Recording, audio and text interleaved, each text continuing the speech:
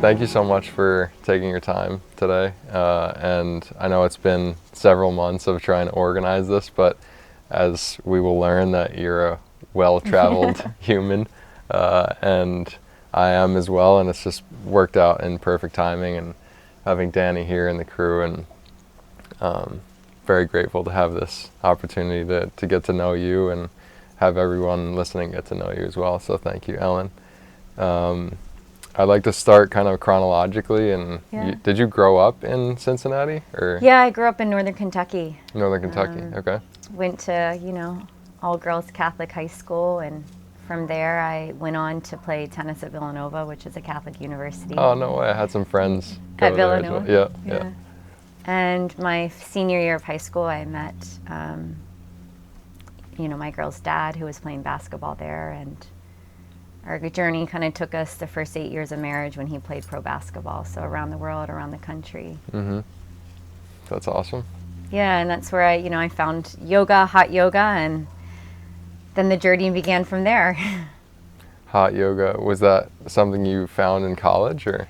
No, my first yoga class, I think I did when I was a senior at Villanova, and I could barely touch my thighs. I was a big runner, and all the pounding on a court over years, I was not flexible at all. From tennis? Due to tennis. And then after college, I found a hot yoga class in Philadelphia, where I was working. And then when Mike and I got married, he was drafted to Toronto, and that's where I ended up in a hot yoga, which became Moksha Hot Yoga, which was a brand, which is now Moto Hot Yoga. Which you created? So friends of mine created it. It was a lineage of Bikram yoga, with more of environmentally friendly standards around how you build the studio, and more community feel of the pillar to always give back and to help community. And so I brought that brand to the United States. So the first Moto Yoga was in Northern Kentucky. Wow, sweet. I opened the studio just a month before my third daughter was born. And it was just one of those things that I wanted to share greater health and community to Northern Kentucky, and Cincinnati, where there was no hot yoga. And never thought I'd open all these studios, but one led to two led to three, and then we had this vibrant community in Cincinnati after about 8 years of growing it and just seeing the impact on mental health and physical health. I bet. Did each studio that you opened, was it built from the ground up with that intention of? Yeah. So what materials were you using? So it's radiant heat, okay, which is, so beneficial for the body compared to a forced air system. And then it's cork floor and just all the VOC-free paint, the filtered systems. Nice. A lot that, especially in the Midwest, was on the forefront because people weren't even thinking about filtering their shower water or using filtered water. And you started to see how, and what I love is to unify. So you started to see people from Northern Kentucky have a different political stance, and Cincinnati come together, different religions. Right. And because initially when I opened hot yoga in Kentucky, a lot of people were like, this is against religion, this is against Catholicism, which I was raised Catholic. And over time you realize it's almost like hot yoga is the modern day sweat lodge. Yep. It's like every drip of sweat, every breath, it's letting go. It's a purification. And when I really think to where I am now in my life and how I got here, it was the ritual of everyday experience of this hot yoga, because I taught for almost 10 years, tens of thousands of classes, and that was my practice every day. Wow. And did you think when you were first taking yoga classes that you would get into teaching? No. I opened my first studio without even really having taught, and I actually didn't think I would teach. It was 2 months into opening the first studio. It didn't work out with a manager we brought in from Canada. And so I had a 2-year-old, a 10-month-old. We had just adopted Kaya from Ethiopia, and a 2-month-old. And I had to start teaching hot yoga. And I taught every day, 6, 9, and 12. I would pump in between. And that's how the studio started to really seed and blossom. And then we started with 2 teachers, and 2 led to 10, and 10 led to 50. And it was like the accessibility of the practice, I think, is what really attracts people, and the purification, because just the cleanse, not just physically, but emotionally, we all carry a lot. For sure. I think that's what's so beautiful about yoga, and how the Western culture has made it into just like a workout and very physical, but it seems that the original practice of it, it was more fully encompassing, right? Mind, body, spirit, soul. Speaking of soul and mind, body, how did you very briefly touched on adopting a child from Ethiopia. Her name's Aya.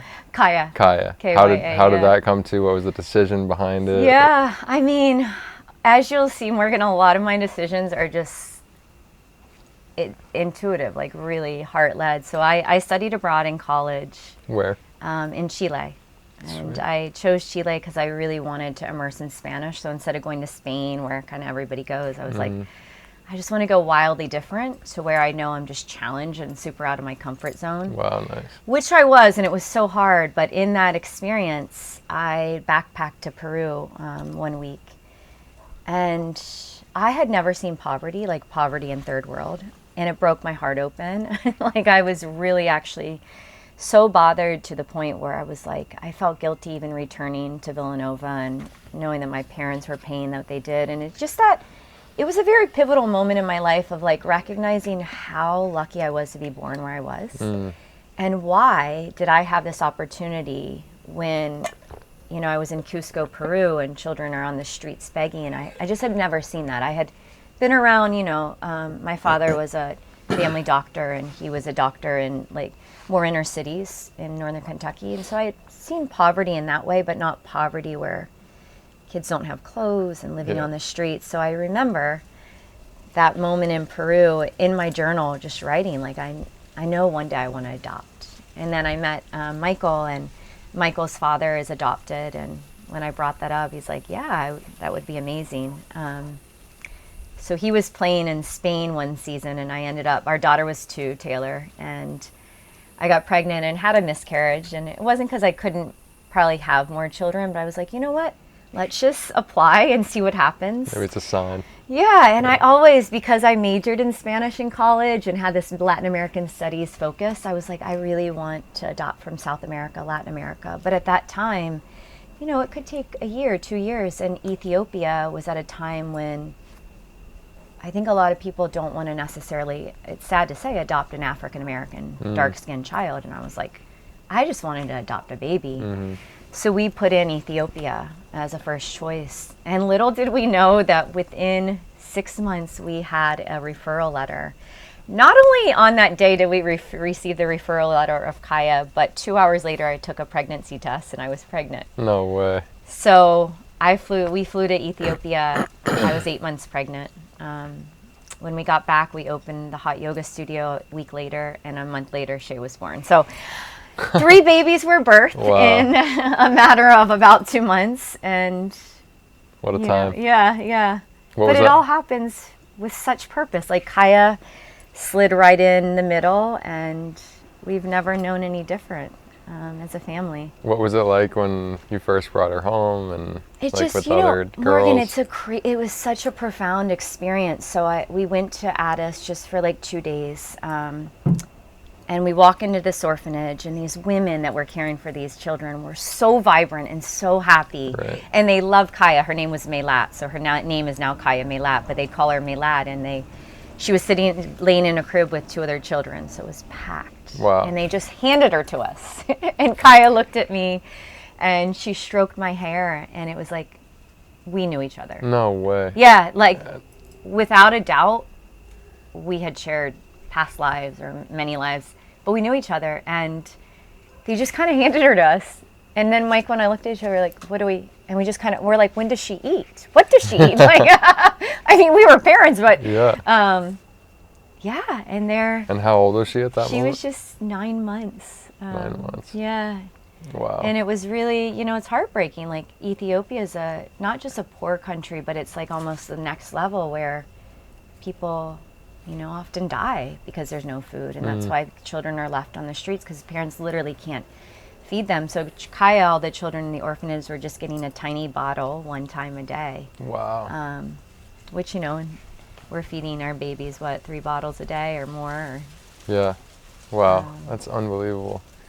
What a journey. And why Ethiopia? Did you ever travel there before? We had never traveled there. It's just, I think when we started investigating, like, And we didn't even read that much. Again, when I say lead by intuition, you know, right when you apply to adopt internationally, they're like, read these books. And the first book I opened, I'm like, Michael, if I finish this book, I would never want to adopt. It's like all the reasons why not to, right? Oh, it's kind of like the mindset of make a reason why and why not to open a hot yoga studio in Northern Kentucky. I would have never done it. Why and why not to adopt from Ethiopia when you have all this going on? But it just felt so right. It was like a country that was in such need. It didn't matter to me where the child came from. Skin doesn't matter. And Kaya, I have to be honest, I mean, my 3 girls, all 3 are my greatest teachers in this life spiritually. Like, I wouldn't be who I am. But Kaya has been the catalyst for why I have redesigned my life and the lives of my girls in education. In what way? Because, you know, if you think about it, her DNA, like in a cellular way, in lineage way, she's from a culture that has never really sat in a desk. They're out weaving and they're creating and they're running around. And I recognized in Kaya early on, like even since the age of 3, she used to braid her hair in these intricate braids by herself. And I can't even really still braid, and I have 3 girls. And she used to weave, like crochet, and nobody would teach her. Wow. And I had her in a prep school, which was a great prep school in Cincinnati. And she was fine, but it was like something again in me just as a mother. I'm like, this isn't, I'm putting her in a box. And 2, we were living in a place that was predominantly white. And I just always said to her dad that I was like, I want the girls, I want to personally feel like I'm a minority, like Kaya's feeling being raised. And I want Kaya to know that she's actually not Ethiopian or American, but she's of this world. Right. And for Taylor and Shay to know the same. And she was the reason why I shifted them towards a Waldorf and then pulled them out of school and was like, how can I just allow them to have their gifts inside of them unlocked through all the teachers of the world. And the teachers of the world became every person that we met. And it's been a profound thing to witness that we don't know everybody's a teacher in life. And we don't know, even if it's that moment of driving in the tuk-tuk with a conversation, what that unlocks in us. And that's what I've really seen in the girls. And I mean, man, I wish so many people listened to these last few sentences you said, because it is true that we all are one. We're not separated. Like the governments try to do that, I think, because, you know, to create turmoil and ultimately create profit for the big corporations. And it's such a beautiful lesson and something that can only be learned by experience, I think. And I'm sure you would attest to that traveling the world and being the minority is such a teacher in its own, and feeling small, you know, like, and needing to ask for help instead of having to go on the internet or ChatGPT and ask. True. You know, like find someone who you actually need to find directions from. Or I went to Nepal for my first time when I was 19. We were in college and my buddy was from Nepal, and we created a fund after him educating me on the Nepali culture and how they live on less than $1 a day, and most of them. And it's like, it was so eye-opening for me to witness that type of poverty, and just created absolute gratitude in my daily life in a exponential way. And what's one of the lessons that you learned, one of the greatest lessons you've learned from traveling the world? Honestly, Morgan, I know it sounds so simple yet so profound, but the sameness that we share, that love really is the golden thread that connects all of humanity. And I've gone to these untouched corners. Recently, I took Kaya back to her homeland in Ethiopia, and we were down in the Omo Valley on the border of Kenya, a place where everybody was like, you can't go as like alone women. And we're sitting in this, women? As a lone woman. like women Right. alone. Yep. And we're sitting in one of the huts with the Danash tribe, who are nomads, and the women create these homes like yurts out of trash. And I'm sitting next to her, And I just looked into her eyes and I just started bawling. And Taylor, my oldest, like, Mom, why are you crying again? I'm like, again. Because I get so overtaken with emotion of the shared commonality of being a human that we all have. Yet we create such walls. And then at the same time that there is such contrast in how we live. But yet at the heart of being a mother, it's the same. It's that love. It's that wanting to nurture, to provide for, to be the light bearer. Right. And I think I just get so overtaken by emotion, just feeling how grateful I am in life. And yet how inspired I am to just be out of my comfort zone and just witness and listen to the stories and watch the struggles and see the resiliency of these women. It's so profound. I never thought, Morgan, like I don't want to say that I was fearful. Yes, as a child, I was very fearful. I would say my prayers every night, protect me from this, and that. And so I was a little bit fearful, even though I had a strong will.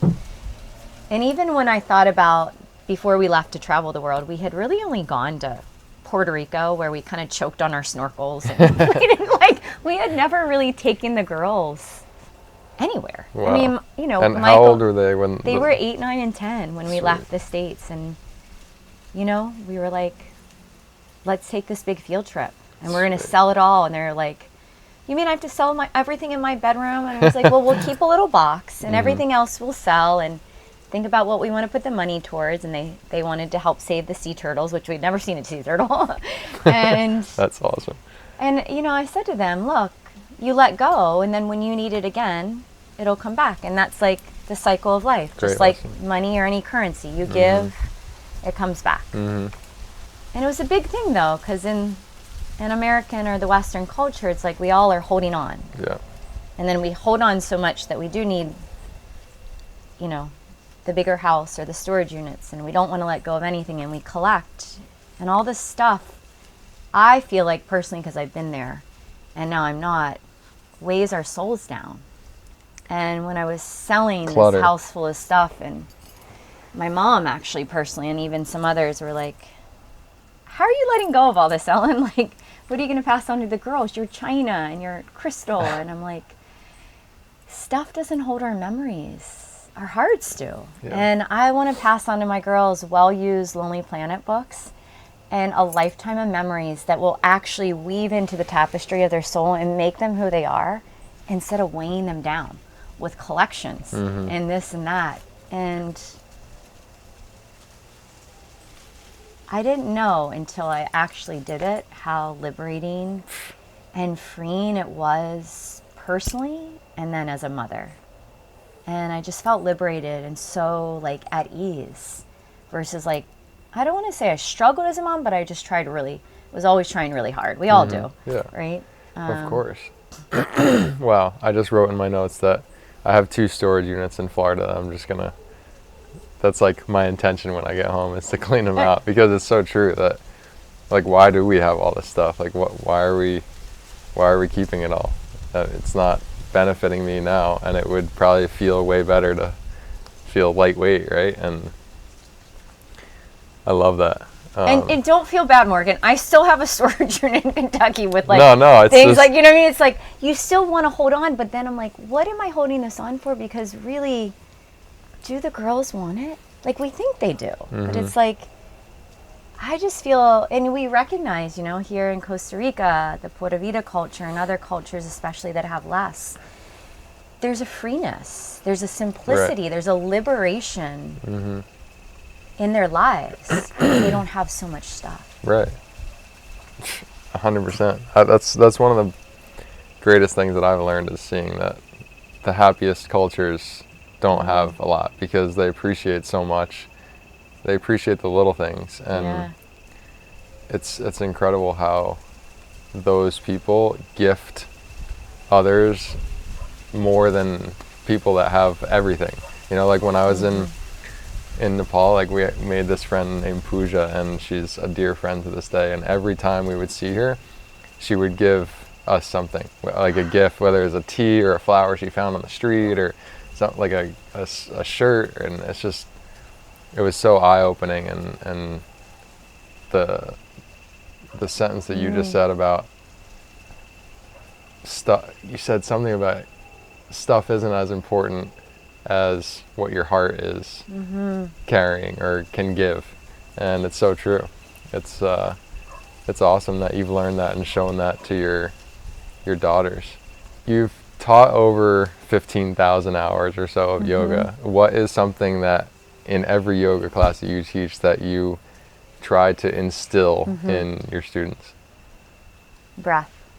That breath is spirit. Breath is life.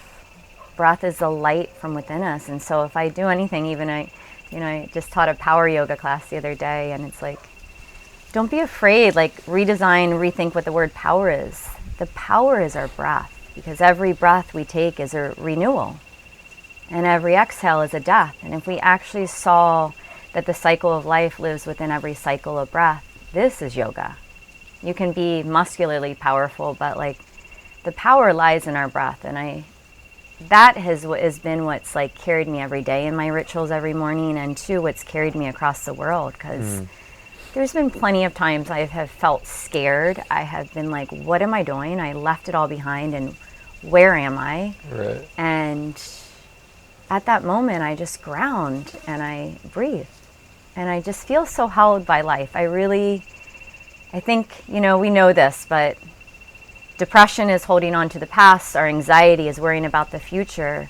And so how can we just be a clear channel now? And how can we just ground now? And it's through the breath. And so like when say you're traveling and you're in a place that you are scared and you need to ground and feel safe, like what is something you go to? Is there a breath often, this sounds really crazy, I will do a headstand.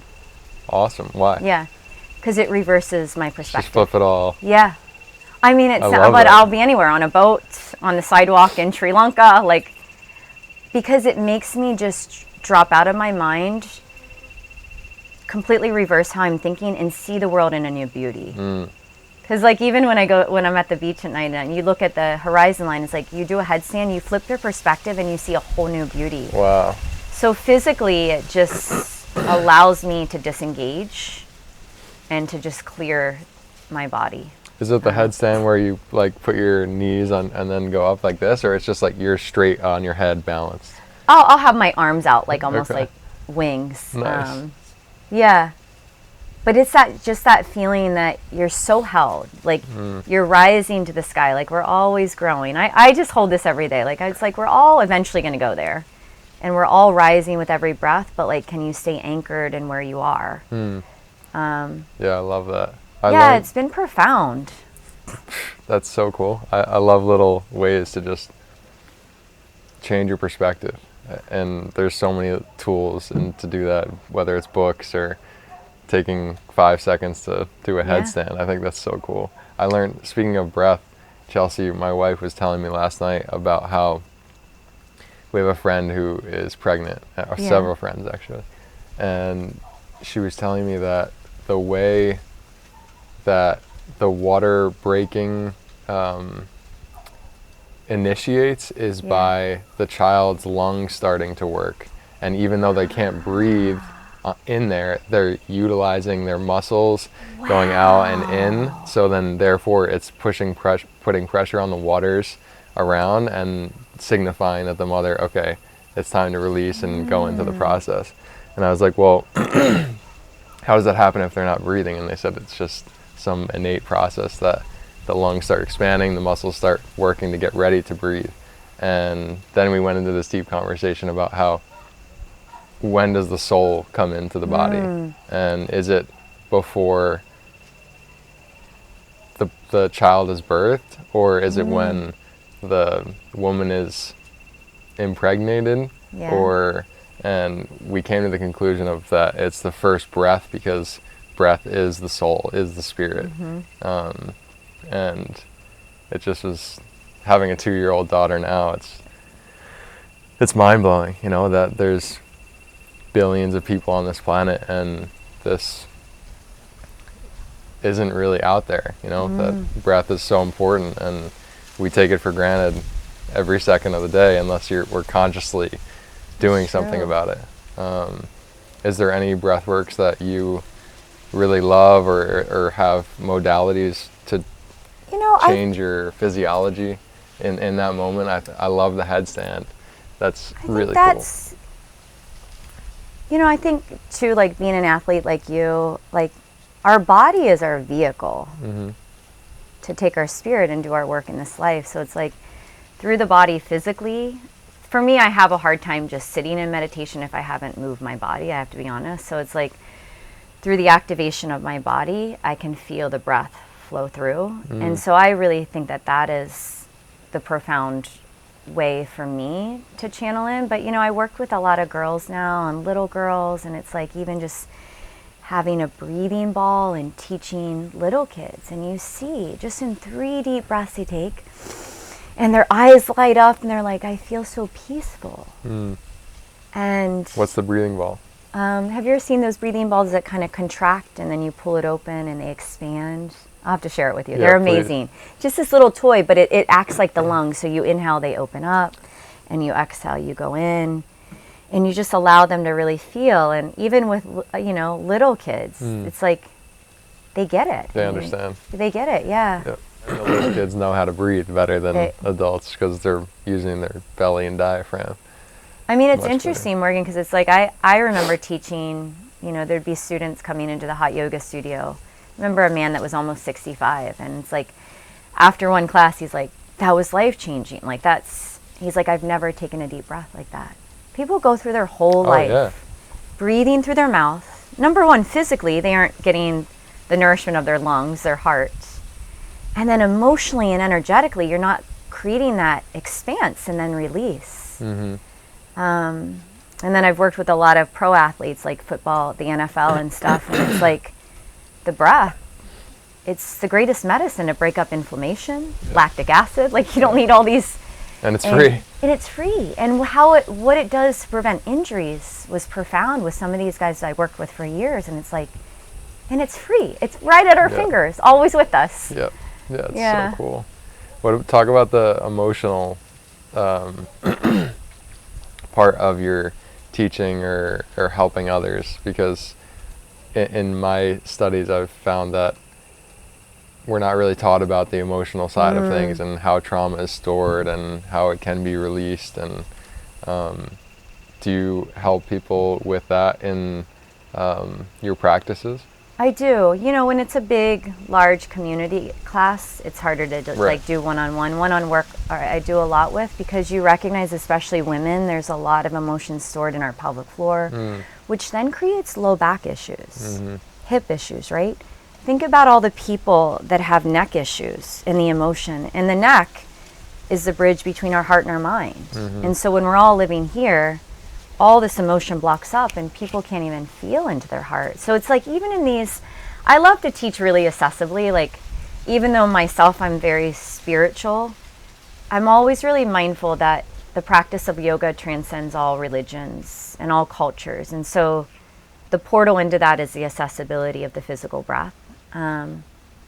So I like to go in like slow, but like deep and profound, so people really feel that, like, wow, breathe in through your nose and the breath can drop into your outer hips, your pelvic floor. And some people have never taken a deep breath there. And then when you create that energetic release, it's everything. It draws up through your whole spine. Exactly. So it's like, it's slow, it's intentional, but it's profound, so that anybody can feel their breath coming into their body. It's magical when you finally do it. Really is.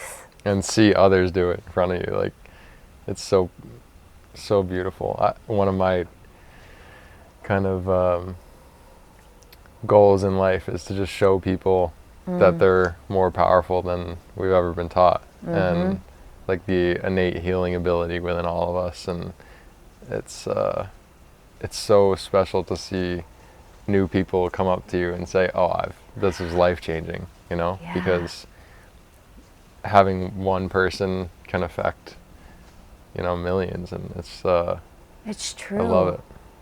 It's like I think we all feel, so many people feel so constricted that they're only their body. And And if we just keep, you have that experience in any medicine journey, but even just in a breath class or in yoga, you can feel the expanse that you are this light being.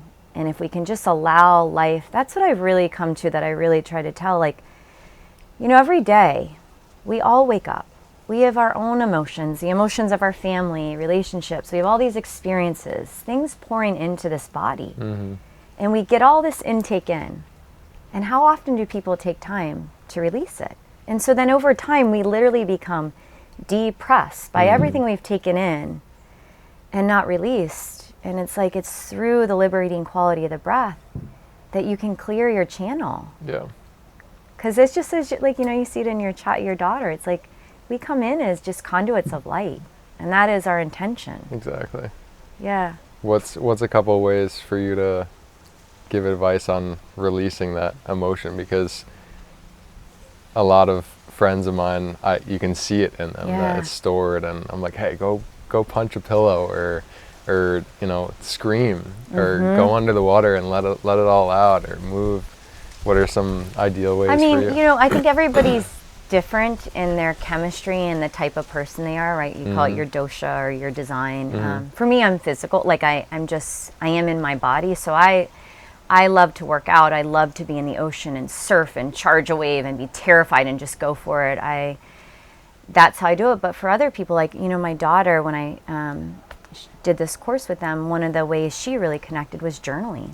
When she gets upset, she just sits down and writes it out. Right. That's so great. that's for people. Other people, it's a cold plunge, soaking in a tub. So I think there's a vast array of modalities. I think there definitely is a difference in the feminine energy and the masculine energy in ways we need to release it. And, for these little girls that I teach, it's like, it's dancing, it's screaming, it's shaking it out, right? It's like being in nature. But and I don't want to stereotype, but for some more active boys or even guys, it's like, you need to punch, you need to wrestle, you need to do martial arts, lifting bricks, whatever it is, right? Yes. And then I think after that is exerted, I think the power comes in just lying and feeling and allowing it to dissolve. That's why, like, a power practice, if you do it really physical, it's like super beneficial. But then the benefits come when you lie in Shavasana and you allow it to dissolve and you start to just feel yourself living in this temple, and that you have the tools right now to clear it. Our plant medicines, all this helps, but like, I just really believe, Morgan, that we're given all the tools. We are. And if we can teach our children this is the real education. Yeah. This is the next world. This is You gotta get them all ready. Let's go back into when you were selling everything. Yep. And the decision, and then the decision to have it be documented. Yeah. And what was it like having a camera on, or was it all the time? What'd the girls think? So it was really interesting. Again, like, this was never planned. There was never intention. It was like, we decided, okay, it's the time. Let's sell it all. Let's even see if our house sold, because we had just bought this. It was my childhood home. We had just bought a bigger suburban home, and we redid it. And for 2 years we lived in it. It was like the community house. We'd always have gatherings. It was super fun. That's cool. But it was always like a house. Like, I was like, I just didn't want a big house. I just wanted to, like, we would pitch a tent in our backyard and we'd sleep in it for weeks. And then Michael and I looked at it. We're like, we need to sell this big house because we just want to live simply. So when we made that decision, I remember my mother was like, oh, you better not plan to travel for a few years, because that house will never, you're going to have a hard time selling that house, Ellen. And I was like, well, we'll see. And one of the healers that worked with us, she had done Reiki on the girls and energy balancing since they were toddlers. And she came to the house, and we had just put the sign in the yard. And she's like, oh my God, where are you guys going? I was like, nobody knows. We just decided we're going to do it. We're going to travel the world. She's like, no way. She's like, I know somebody, my client. Within 3 weeks, the house sold to her client. And within 2 months, we had a whole house sale the next few weeks. And yeah, we left within about 3 months. Had that one-way ticket to Fiji, but a month before, right before we were selling everything, I was like, I've just always tried to think deeper, as I said to you, about even why I was so blessed to be able to go to Villanova when I saw this poverty. And I'm like, I started thinking about that right before we were leaving, and I'm like, we're doing something really radical and crazy. And it's so deep, a deep calling. Like, I knew, like, as a mother, this is what I had to do. Like, and personally too, Morgan, like, I had to give up something that I loved, like leading yoga studios, teaching, just, you know, kind of being this lighthouse in Cincinnati as these studios was just really inspiring for me, and I loved it. It was like my dharma, like my path. And I had done it for 9 years, so the studios were really just good, and we had this community, and it was like I knew that I had to leave something and let go of something that I loved to create space for something new. And I knew that I only had this window of time to walk the girls into the world. And it's hard. The hardest thing in life, right? Every day is letting go, but it's like we let go to create space. And so upon that letting go, I was like, there is a reason far bigger than just our family of 5 we're doing that. And so I woke up in the middle of the night, and I'm like, it was like this intuitive hit, and I was like, we need to bring somebody. I just had this vision that somebody was going to capture not just photographs so the girls would have this for their lifetime, but video. And my idea was like, how could we teach all of our student base, like thousands of people, about the world through our eyes and through the girls' eyes if they never leave the Midwest or the States? And so I messaged a manager at the time, and she's like, I don't know this guy. She's like, but he just did this van trip across the West Coast, and it looks like a Nat Geo, like real, like check him out. So I messaged this guy. We meet up at a juice bar, and in Kentucky? Yeah, in Kentucky. Their dad didn't know about it. I didn't say anything. I didn't even say the idea. Because I'm a big dreamer, and he was always more practical, like. And here comes Ricky, long hair, tatted up. He sits down. I'm like, look, I don't even know what to say. I don't have a plan. We're just going to travel the world for a year, and I feel called to bring somebody to capture it. We have 3 girls, and, you know, I just don't want to be on my phone, and I, too, want you to capture this journey and educate and inspire and unite people to the world.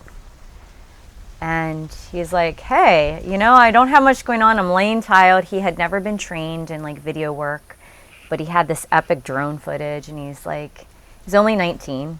Come to find out, the next day, my dad calls me, and he's a family doctor, and his assistant that has worked for him for 30 years was Ricky's adoptive parents' neighbor. So he calls me, he's like, I've heard that, I just got wind that you're going to take somebody. Are you creating a show, or you're going to travel the world with somebody? I'm like, no, Dad, this is what, he's like, I think it's a great idea. He's like, and I heard this Ricky, you know, he had a really hard upbringing. His parents both struggled a lot with substance abuse. So he was kind of raised in a skate park in northern Kentucky and had resilience forging his way. And this family kind of adopted him in the later years. And so here he had never left the States, really. Didn't study film or photography, and the next thing we know, here's Ricky. He's going with us. So here's our rainbow family. Their dad's 7 foot tall. Ricky's covered in tats. Kaya's dark skin, and we're going to Southeast Asia. Nice. Sounds epic. So everywhere we went, we would get on an airplane, AirAsia, and everybody would have selfie sticks in our face. No way. It was the most comical thing because they had never really seen dark skin.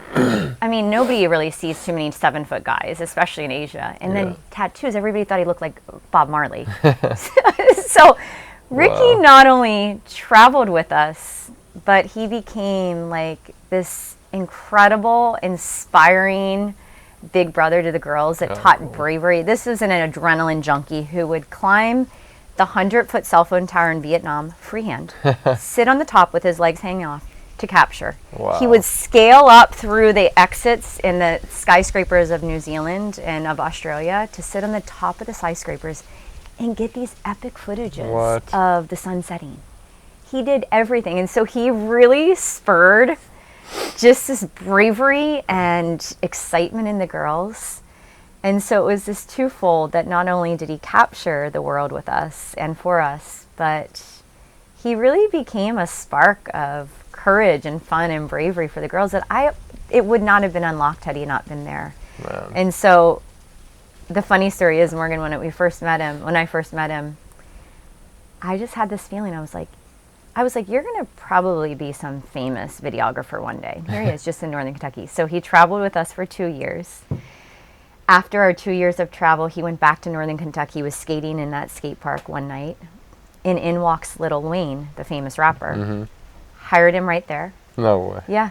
And then he traveled the world with Lil Wayne for 4 years, making his videos and personally skateboarding with him. Wow. And the cool thing about Ricky is that all of his tats are XXX, so he's never touched a substance. And I laughed I was like, Ricky, this is epic. But I'm like, do you know that you're probably more of a gift to him than he is to you? Like, he's such a wise, grounded guy. Mm. And I'm like, he probably wants to be around you because you're so genuine and loyal. So here he had this epic adventure, then going around the world again, but with a rapper. Wow. That's unbelievable. Isn't that wild? What a story. It's all meant to be. Yeah.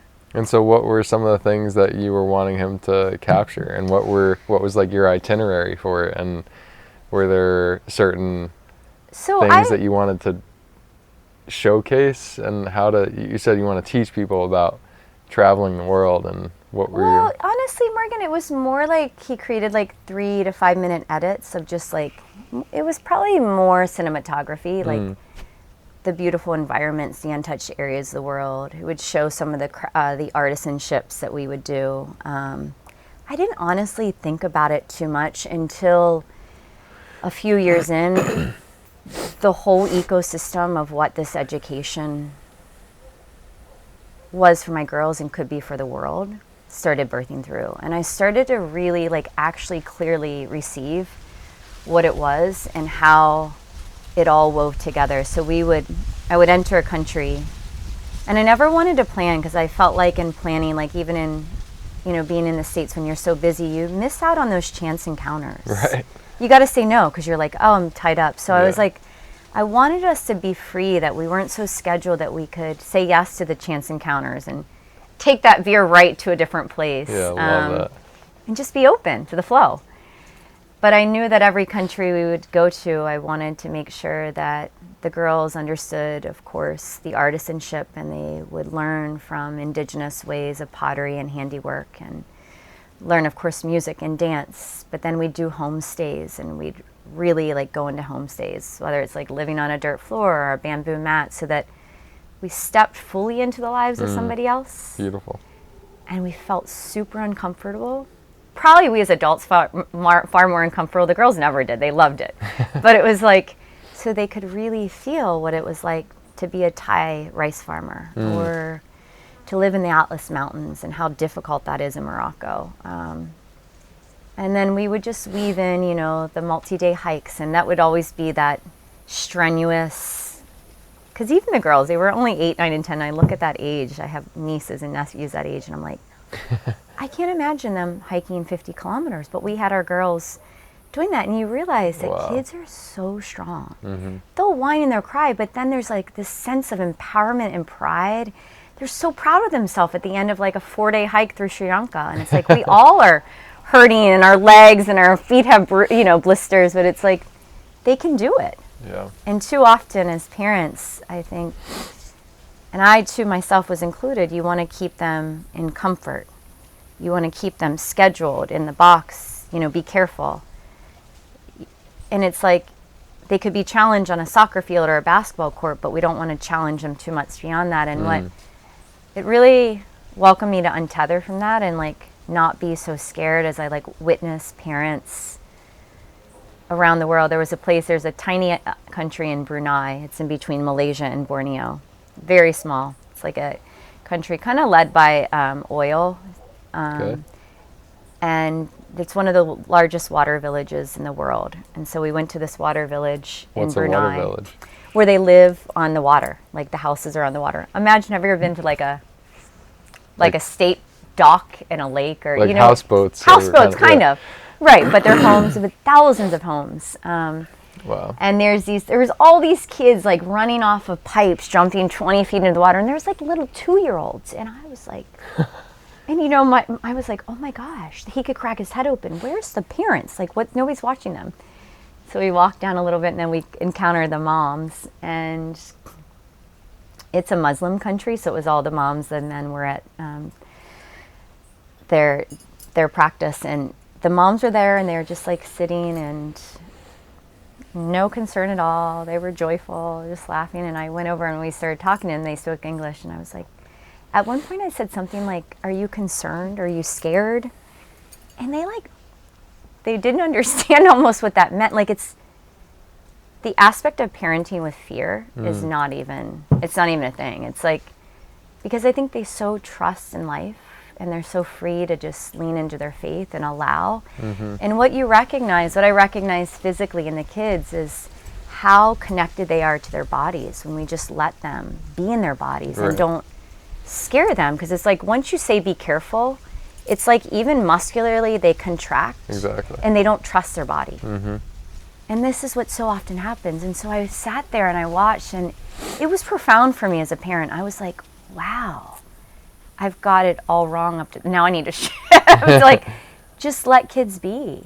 And, you know, they're designed to fall. Exactly. And it's like they need to know themselves. And I feel like in a lot of, especially, I don't want to say poor countries, but yeah, like there is an ease and a joy in parenting that's not felt in countries where we have a lot, and yet we bog ourselves down with all this pressure for no reason. Yeah, fear. It's so limiting. It's funny, like we have this little deck over here that has no railings on it, right? And Rye's always right next to the edge, and it's like, you know, I'm gonna trust her.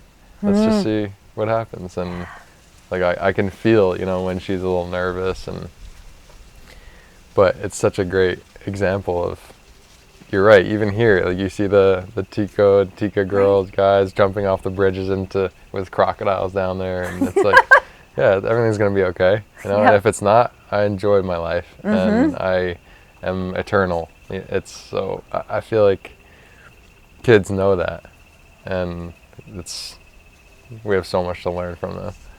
It's beautiful. Yeah, and you don't realize too the impact of fear. Right.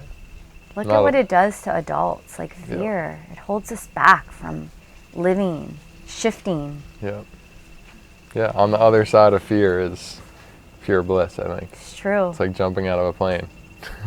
True. With a parachute, ideally. I think Travis Pastrana did it one time without a parachute. Wow. But, yeah, and then they caught him and put the parachute on, and fearless right there. Wow. But that's off topic. So you were saying earlier before we started about following your heart, and a lot of people in my experiences in life don't even know how to connect with their heart. It's all mind-based, and I feel like more people say follow your gut, which gut and heart and mind are all obviously connected in some ways, but what would be some advice you have for someone to follow their heart more, or even be in tune with it, or know that it has that energy center to connect with? Yeah, I love that question, because I have a lot of people that even, you know, want to do different with their families, and they're like just helping to coach them world school or whatever, and it's like what I come back to is actually the first step. It begins with you. It begins with your daily ritual. And I have to say, I mean, I said that before with hot yoga. I know that it began for me with the practice of yoga and hot yoga, because growing up, I was always a child that lived in my mind. As an athlete, I was always in my mind, stressed out. I'm like, if I only had these tools, I would have been a much better tennis player, like getting out of the mind. Even academically in college, just being really stressed out and overwhelmed, not knowing the tools. So when I found hot yoga, you know, you have to breathe or you're going to pass out. You have to breathe deep through your nose. And so again, take it as that modern day sweat lodge, and what that does, you're liberated of the mind and you just feel into your heart, your soul. And so I really believe that was the foremost golden block that allowed me to even step off the beaten path and take this adventure with my family, because it was like, it just felt so right here. Like, you shed the layers of fear, you shed the layers of the mind every single day.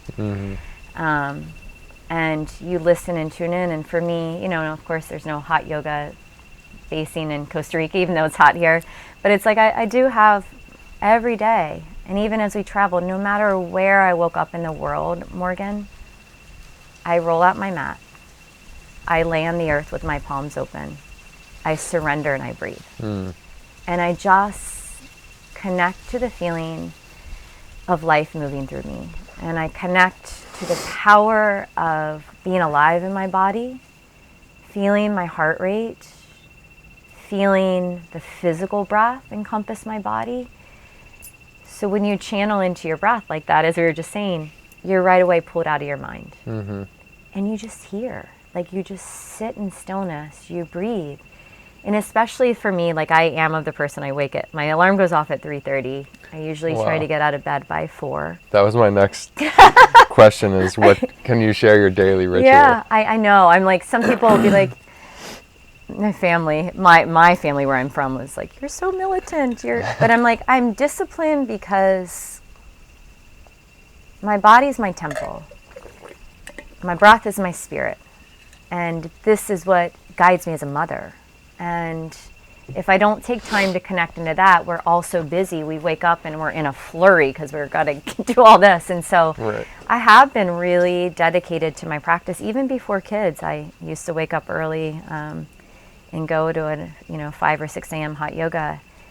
So I wake up because I read the Dalai Lama talks about this, but before the sun rises is spirit hour. Once the first light of the day lifts, the spirit hour is gone, right? And so I always notice a difference. If I sleep in till like 5 and the light's up, I don't hear the same thing doesn't kind of pour through me like that. I don't want to say voices, but you just hear downloads. Yeah. You know, I don't know how to say it in an accessible way, but it's like, it's your downloads. It's spirit talking. It's ideas, dreams, messages. You know, like I hear it.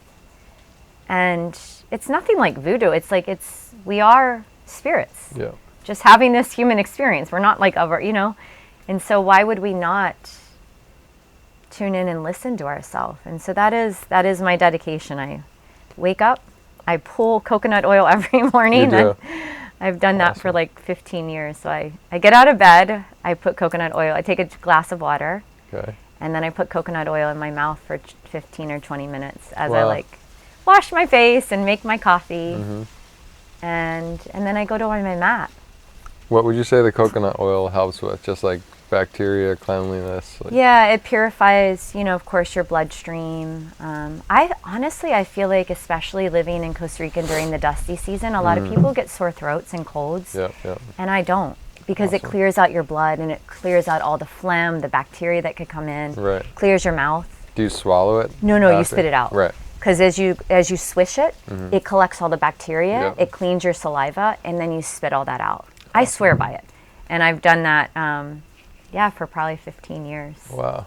Yeah, that's a modality I haven't tried yet, and I heard it's obviously very accessible and not expensive. No. So, It's pretty amazing, especially, too, if you are sick with a sore throat, or like the girls, when they've gone to the dentist and, unfortunately, like he's seen a cavity or something, I'll be like, well, just wait. And like they would swish with coconut oil for a week or 2 and it'd be gone. Yeah. Because it just cleans the bacteria out. I've heard that. Yeah. I do the same thing, but with urine, actually. Oh, really? Yeah, your own specifically is extremely beneficial. Swishing it, drinking it topically after like dry brushing out in the sun specifically. Wow. Can help with like human growth hormone and stem cells, vitamins, minerals. No way. It's wild. Yeah. Well, it's a separate conversation, but I'll tell you a couple of books to read and you can look into it.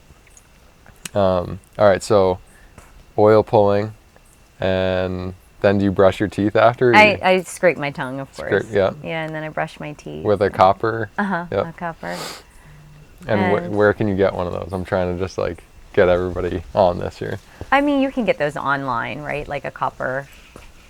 Full, yeah. And honestly, the coconut oil, you can use any kind. If you're going to massage on your skin, I'd use cold press, but since you're just swishing it, you can just buy whatever. It'll pull it out. You know, in Ayurveda tradition, they'll use sesame oil, but that could, for some, it could stain your teeth. So you could use other oils. It's the activation of the oil that extracts. And this is like an ancient practice, thousands of years. And it's profound. Yeah. Yeah. I love it. I'll call you in a couple weeks and let you know how my teeth are doing. Yeah, so I then I get on my mat, I journal, I breathe, I move my body. I love to sweat. What are you doing on your mat? Like specific yoga practices or just whatever you're feeling in the flow? I just do what I'm feeling because I've practiced so much. I probably have 25,000 hours on a mat that I just let it be more intuitive now. And I love to incorporate weights into my practice sometimes. So you'd call it yoga sculpt, what I had at my studios. Cool. But just breathing and moving, just opening up your energy, unlocking your hips, potently just feeling your body like alive and, open. And so that could be anywhere from 30 minutes to an hour. It kind of depends on if I'm running to the waves with the girls or what's next. And this is all like before 5 still? Yeah, a little bit before 5:30 I try to finish. And then, because I like to either then go to the gym or if we surf at 6 a.m. So nice. I know. So I have a big block of time in the morning that I do dedicate to just moving and strengthening and I think it's so important. being outside. And I've tried to really instill that in my girls, like homeschool. It's people ask, why do I homeschool? And it's like, it's not because I don't necessarily like specifically the school, but it's like to give them the space to connect into these modalities that are so important and that literally set the foundation for life. Because it's like, if we're rushing our kids to get out of bed, don't eat breakfast or eat in the car, go to school, will they ever know that self-care, self-connection is primary in the morning? And so for my girls, I mean, people look at me and I'm like, yeah, they don't usually start class before 10 because I want them to surf if they want, or they go to the gym, or they sit and they journal. They have time. They aren't rushed. They're well rested. I love that. It's like, what are we rushing? I don't know. Life goes by like that. We're all going to the same place when we die. And it's like, if you really think about it, right? I don't want to be, but it's the truth. No, it's true. And it's like, I just want them to number one. Even now, my daughter at college, I'm like, self-care is number one. Your academics are number two. And she's really good about it. Like, she'll be stressed. And normally I used to probably sit in the library and do my work and be more stressed out. And she'll go take a walk or she'll go surf or clear her mind. Great instruction. Yeah. Speaking of that, tell me about the premise of the World School now that you're looking to make this something. Yeah. Right? Yeah, what I've realized is, the girls have been world schooled almost now 8 years. And this is a term you've coined. So it's funny, when we left to travel, I had one of my teachers in my studio was like, so how are you schooling them? Well, I was like, I don't know. I'm just going to homeschool them. She's like, oh, I just saw this other teacher, or it was a friend, come back and she called it world school. And I'm like, oh, we're world schooling. And so world school now is a term like unschool, homeschool. So I didn't necessarily coin world school, but I've really connected in my own way to what world school is. There are some people that travel and they'll stay in a country for months and just do a couple countries. Other people just want to see the bucket list. For me, world school has been about immersing and being a traveler and not a tourist.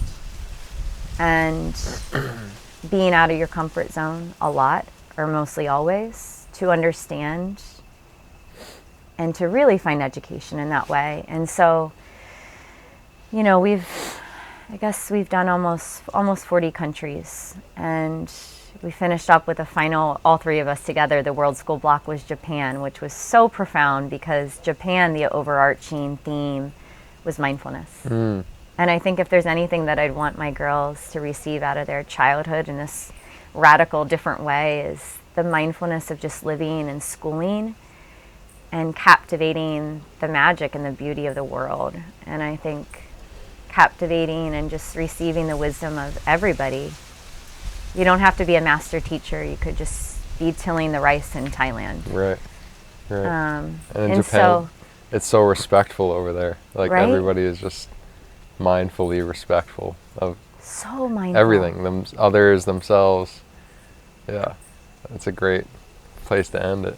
Yeah, and so it was pretty incredible to kind of, without planning. I never had to plan these 8 years, like where we're going, what, just kind of all intuitively flowed. But my daughter, I will say, Morgan, like I've actively shared about World School the last several years and tried to inspire other people, and that's the only thing why I would even use really social media, is just to inspire and connect people to different into the world, just as I've been inspired by looking at people's shares. But I've had a lot of people like personally question me, and friends and family, and they're like, well, this is great, but how are your kids ever going to get into college, and what are you going to do after this? Like almost like they're raised not in the bubble, but in a different bubble. And right. I'm like, you know what, I don't know, but I do trust. And I'm not going to put the pressure on them to feel like they have to get a test score for what. Instead of enjoying the process of learning so that they hold this curiosity to learn for life. Yeah. Like I love learning now. I'm like, I love learning through people, through the stories. And I think often school becomes a drag, and then you lose what should be the love of learning and growing as a person. Well, it does become a drag because you're not learning the things that you're choosing to learn, right? Or yes. Like that's going to have a benefit in the outside world. Everyone that I've ever met has always said, oh, I've learned so much more through experience and travel and meeting people and diving into things that are scary, right? Because they're unknown. In the unknown, there's endless possibilities. And I think that's what you're a perfect example of planning life. Mm-hmm. You know, like if I'm like, oh, am I going to homeschool my kids for 8 years? Never would I. Did I plan an 8 year? No, but when do I do it? When I go into a country, do I plan specific educational experiences and guides? And yes, definitely planning in that way. But I'd say the whole journey in total of the girls, I never planned to even come to Costa Rica. I never planned to homeschool them in high school. Never would have planned that we would be surfing waves in Costa Rica. So as people ask me, you know, is Taylor are your kids gonna go to college? And I'm like, if they want to. So last year, it was her senior year, and I said, look, love, like, do what you want. Like, you can take a gap year and maybe go study what you want to study, culinary around the world, or I was like, or you can apply. And she's like, Mom, my whole life you've shown me the whole world. I want to go to college. I'm like, well, that's great. So apply to college. And I have to say, it gave me a little like thump in my chest, because I was like, wow, like I haven't really, none of this is accredited, because I haven't believed in the accreditation, because I did, again, think it's just doing the system. You're not in the walls of a school, but you're still, and I wanted their education to just feel so alive and experiential, and I wanted them to love it, and then to help choose what they were learning. And as you're in places here like Nosara, like to tap into all these master teachers and just curate blocks with people I meet. So I had to go back through and write this curriculum of, you know, what she learned. And I found this wonderful advisor who works with unschoolers, and she's like, look, all that you've done, this is easy to put out of the box into the box of what a college needs to see. And so whether it was like, you know, the experiences in culinary, or she did take a math class, or the travels through Japan, all of this was put into her college application, and of course her essays. And she applied to 4 different schools, and I honestly was nervous if she'd get into any of them, because I'm like, and at the time too, you know, it's test optional, ACTs and SATs. So I said, don't worry about it, love, like enjoy. I don't want you to stress out to do these test scores. Nice. Great and mom. Her big reach school was Pepperdine. Of course, Pepperdine is a beautiful surf school. And she ended up getting into all 4 universities she applied with crazy big academic scholarships. And even Pepperdine wrote her personally and said, we're blown away by just your application. This is what we are trying to give college students this immersive experiential learning to where you come alive and you know yourself.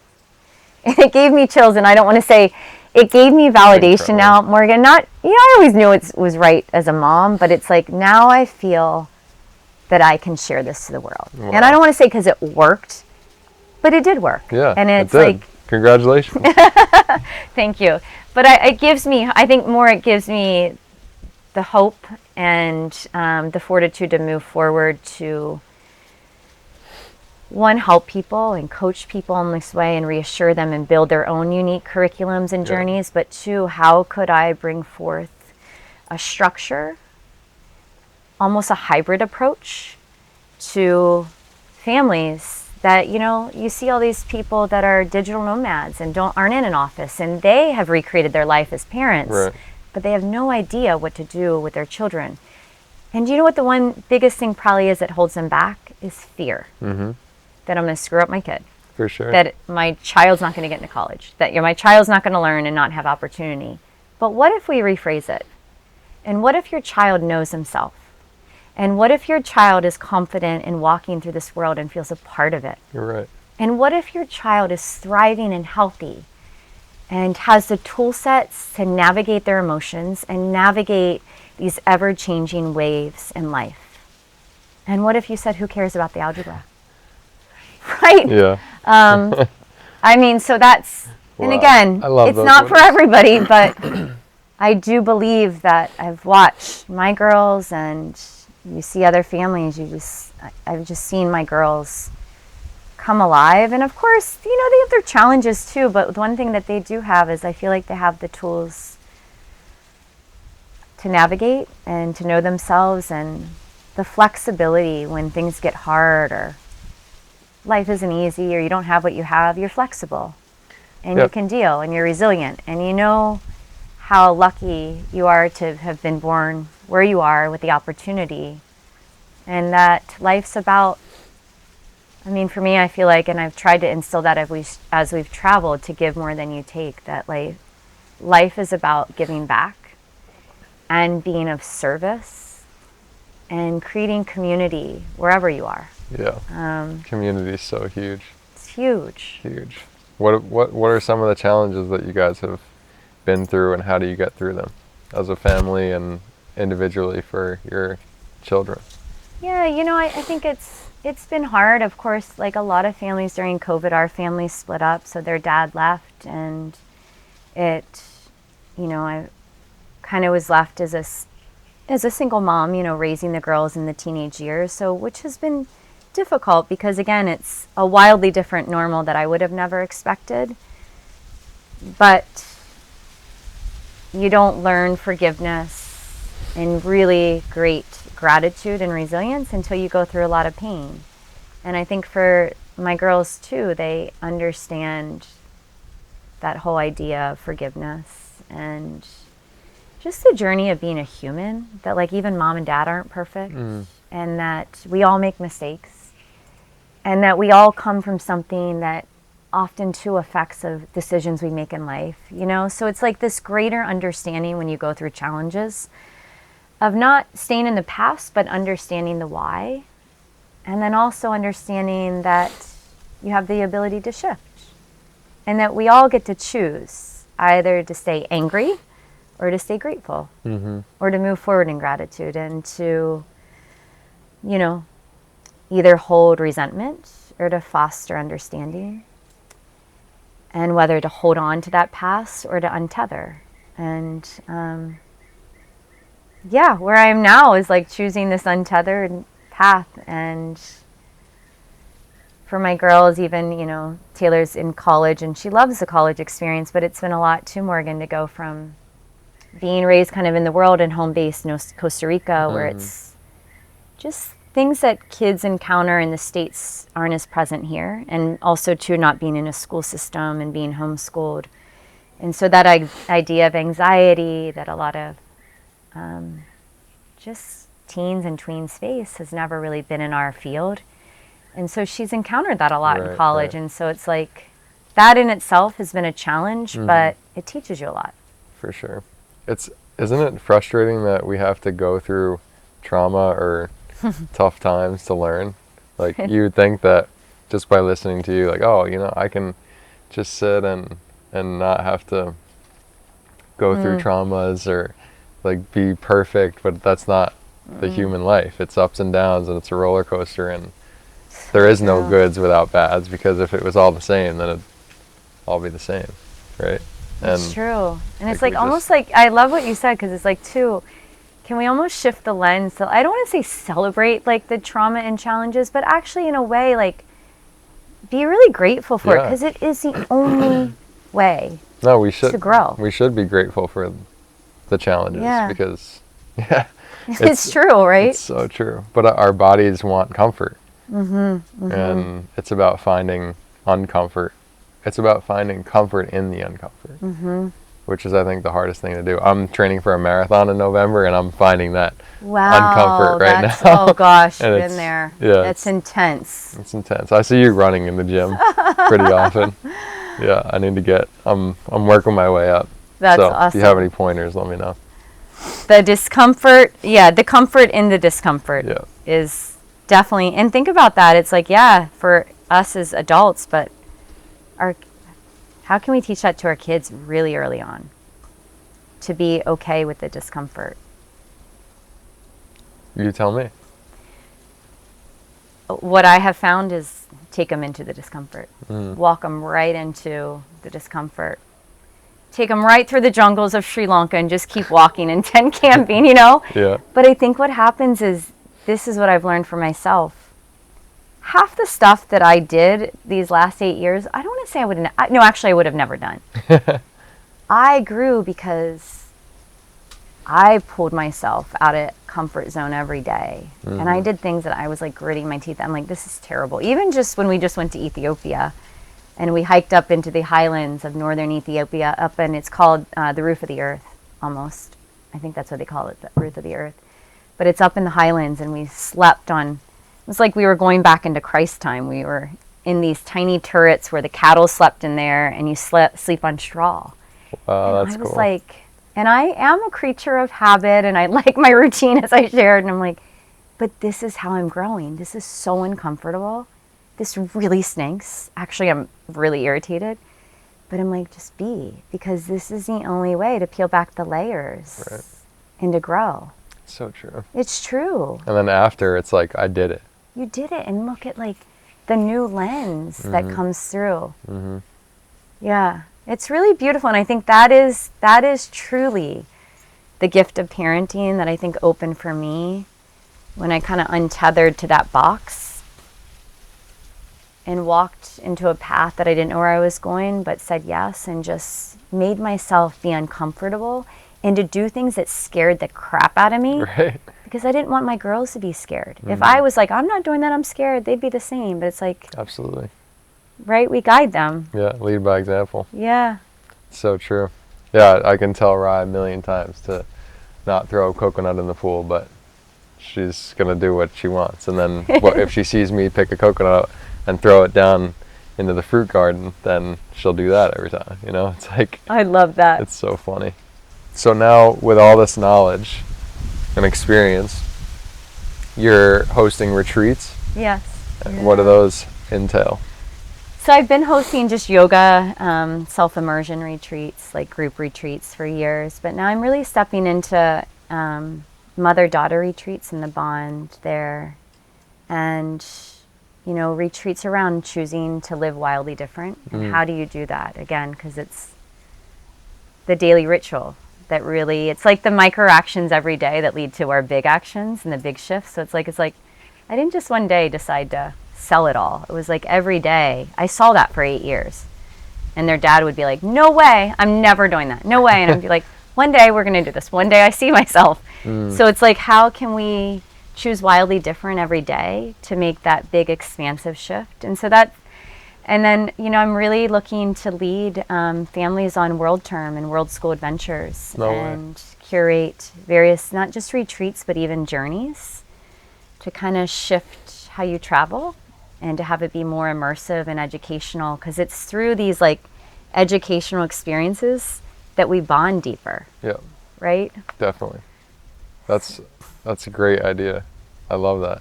I'd love to support that in any way. Can you tell us like the website that you have, or about Untethered is the name of the documentary that's coming out. Yeah. When is it coming out? So that will be coming out mid to late this year. Sweet. Yeah, so it's been a 7-year journey of making that.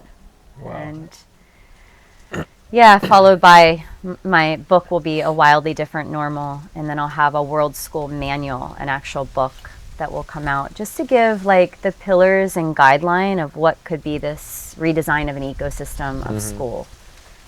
Sweet. Yeah. That's so cool. So it's the website is live-untethered.com, and that kind of houses it all right now until we break out the World School curriculum per se and Nice. the Ohana Project. Great. And Ohana Project, can you elaborate more on that? Yeah, the Ohana Project, it's essentially the mental health arm of World School, and it organically kind of birthed when we were in COVID here in Costa Rica, and my girls were tween teens, and I was like, well, we can't travel. We did learn to surf, which was epic, but I was like, how can I still create this experiential, really just alive education, and what do they actually need? And of course, I've been profoundly changed by people in Nosara and the brilliance and wisdom of just holistic modalities. Whether that's learning about simplicity like your human design, or the power of breath and astrology, crystals. And so I kind of pulled together 19 master women that I know either live in Nosara or they pour through here on retreats. And I created blocks for them to share their wisdom. So like Pauline, who leads Icona, a dear friend, she led the power of mantra and voice. And she's like, globally renowned, like, she's amazing. kirtan artist. And she has such a heart as a mother. And then there's a master astrologer. And so it was really epic. For a full year, I took a big group of girls through this. And the idea would be that it would be a hub here in Nosara, and then from the portal of wisdom here, you would stretch just the pods around the world. So almost like a modern day Girl Scouts. Sweet. That's around holistic living and spiritual self-care. And so since that 4 years ago, I've just due to the ages and people that I'm around here, I've kind of diluted the program down, and I created one for more tweens, and then I created one for little girls like 5 to 9, 5 to 8. And so it's all around this year. It's been around understanding your chakra body and the power of I am, and you pull in the crystals. And so it's Nice. The heart of it is just giving girls this little toolbox full of tools that maybe they'll like one, maybe they won't, but they'll have this toolbox to help them navigate their changing body, their emotions, relationships, and world around them. And through that, they have community of sisterhood with each other, and they have the empowerment and support of wisdom across the world by women sharing. Wow. And so my vision is that this becomes a global community with impact, and that girls feel supported, and that girls have the tools to navigate this mental health and to trust in their breath and to trust in their bodies and to feel genuine human connection, not just connection on a phone, but like feel the power of human connection. And this can spur on to boys. It's just I have 3 daughters, so it's like I haven't gotten to the boys, but you can see. You'll start somewhere. Exactly. That's how the boys comes. Yeah. And so this is my other mission to create impact on the planet, and just use my life to be of good and of service, and to create community. I love it. I'm proud of you. Thank you. Great job. Seriously, it's very, very inspiring, and I love traveling so much, and I think it's one of the best teachers because, like, I feel like living in the U.S., you think that it's just the U.S., and like you go on to the government website of like, oh, what's the status of safety in Guatemala, and it's red. And you go, okay, we go to England, it's red. Okay, you can't go anywhere except. So this is a perfect example. Thank you for stepping outside of your box and your comfort zone to go through all of these experiences and share your stories. And I hope it inspires a lot of women and teenagers and everyone to get beyond that fear. And there's beauty in the world that you can't even imagine, and it comes in a million different ways. You know, maybe seeing some child on the side of the road that is in need, but it creates beauty in your life because you know that you can help or do something within you to inspire, and it's you're exemplary of that. So thank you. Thank you. We always end our podcast with the one question of, have you ever had a moment in your life where you felt like you could fly? Yes. I'm at the precipice. I say this every day. I'm about to fly, and if not, really? I know I'll be caught. I love that, actually. I feel like I'm at this point in my life where I'm just open to surrender, and I trust I'll fly. We all will fly, actually. We are flying. Yep. Yeah. Amazing. Thank you for that. Yes. Thank you. Yeah. Trust in life, we will fly. Amen. Aho. I love that. Thank you, Ellen. Appreciate it. Thank you.